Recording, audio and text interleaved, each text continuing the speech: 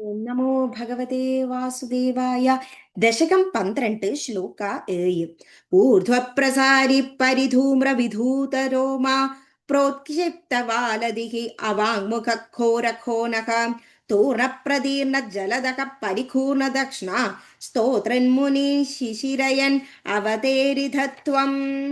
ഊർധ്വ എഴുന്നേറ്റ്, പ്രസാരി നിന്ന്, പരിധൂമ്ര ചെമ്പിച്ച്, വിധൂത രോമ എഴുന്നേറ്റു നിൽക്കുന്ന രോമങ്ങൾ, പ്രോക്ഷിപ്ത ഉയർത്തിപ്പിടിച്ച്, വാല വാല്, ദിരവാങ്മുഖ നാസികയിൽ വരെയും, ഘോര ഭയങ്കരമായ ഘോണക താഴ്ത്തിവെച്ച്, തൂർണ സത്യലോകത്തിൽ നിന്ന് പ്രതീർണ ഛിന്നാഭിന്നമാകുന്ന ജലത മേഘങ്ങൾ, പരിപൂർണ വട്ടം കിറങ്ങുന്ന ദക്ഷിണ കണ്ണുകളെ കണ്ട്, സ്തോത്രൻ സ്തുതിക്കുന്ന മുനിമാരെ, ശിശിരയന്നൻ കുളിർപ്പിച്ച് ആനന്ദിപ്പിച്ച്, അവതേരിത തായേക്ക് ചാടിയത് ത്വം അല്ലയോ ഭഗവാനെ.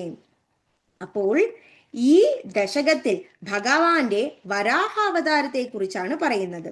അതായത് ഭഗവാൻ അങ്ങനെ ആ ഭൂമിയെ കാത്തു രക്ഷിക്കാൻ വേണ്ടി അങ്ങനെ കൊതിപൂണ്ട് നിൽക്കുന്ന സമയത്ത് ആ ഭഗവാന്റെ എഴുന്നേറ്റ രോമങ്ങൾ വളരെ ചെമ്പിച്ചു നിൽക്കുന്നത് കൊണ്ട് അവ ഉയർത്തിപ്പിടിച്ച വാല് പോലെ തന്നെ അധികം ഉയർന്നു നിന്ന് കാണപ്പെടുകയും ആ ഭഗവാന്റെ ഭയങ്കരമായ നാസിക അങ്ങനെ താഴ്ത്തി വെച്ച് സത്യലോകത്തിൽ നിന്ന് ഛിന്നാഭിന്നമാകുന്ന മേഘങ്ങളെയൊക്കെ വട്ടം കറങ്ങുന്ന കണ്ണുകൾ കൊണ്ട് ആ മുനിമാരൊക്കെ സ്തുതിക്കുന്നത് കണ്ടിട്ട് മനസ്സിൽ ആനന്ദവും കുളിർമയും ഉണ്ടെങ്കിലും ആ ഭഗവാൻ അങ്ങനെ താഴേക്ക് ചാടി.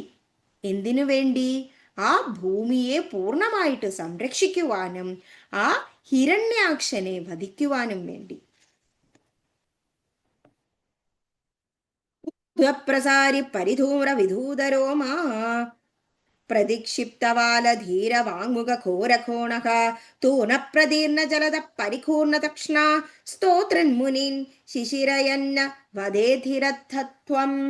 ശ്രീഹരേ നമഃ, ശ്രീഹരേ നമഃ. ഗോപികാ ജീവനസ്മരണം. ഗോവിന്ദ ഗോവിന്ദ. Thank U.